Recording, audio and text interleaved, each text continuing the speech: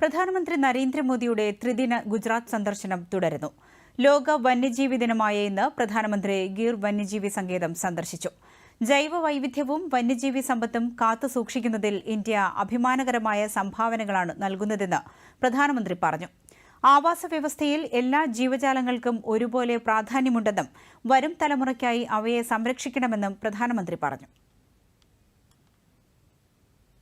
ലോക വന്യജീവി ദിനാചരണത്തിന്റെ ഭാഗമായി ദേശീയ വന്യജീവി ബോർഡ് ഗുജറാത്തിലെ ജൂനഗഡിൽ സംഘടിപ്പിച്ച യോഗത്തിൽ പ്രധാനമന്ത്രി നരേന്ദ്രമോദി അധ്യക്ഷത വഹിച്ചു.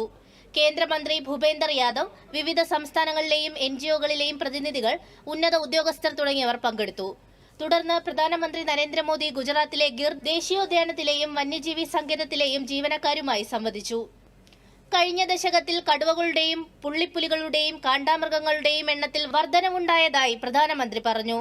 വന്യജീവി സംരക്ഷണത്തിന്റെ പ്രാധാന്യത്തെക്കുറിച്ച് പ്രധാനമന്ത്രി ജീവനക്കാരുമായി ആശയവിനിമയം നടത്തി.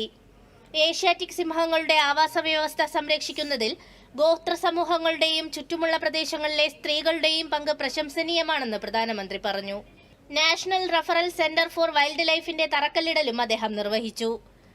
ഏഷ്യൻ സിംഹങ്ങളുടെ എണ്ണം സംബന്ധിച്ച കണക്കും മനുഷ്യ വന്യജീവി സംഘർഷങ്ങൾ കുറയ്ക്കുന്നതിന് കോയമ്പത്തൂരിൽ ആരംഭിക്കുന്ന സംവിധാനവും അദ്ദേഹം ഓൺലൈനായി പുറത്തിറക്കി. ഗിർ ദേശീയോദ്യാനം സന്ദർശിച്ച പ്രധാനമന്ത്രി സിൻഹ് സദൻ ക്യാമ്പിൽ വൃക്ഷത്തൈയും നട്ടു. ജംഗിൾ സഫാരി നടത്തിയ പ്രധാനമന്ത്രി യാത്രയിൽ സിംഹങ്ങളുടെ ദൃശ്യങ്ങൾ ക്യാമറയിൽ പകർത്തി.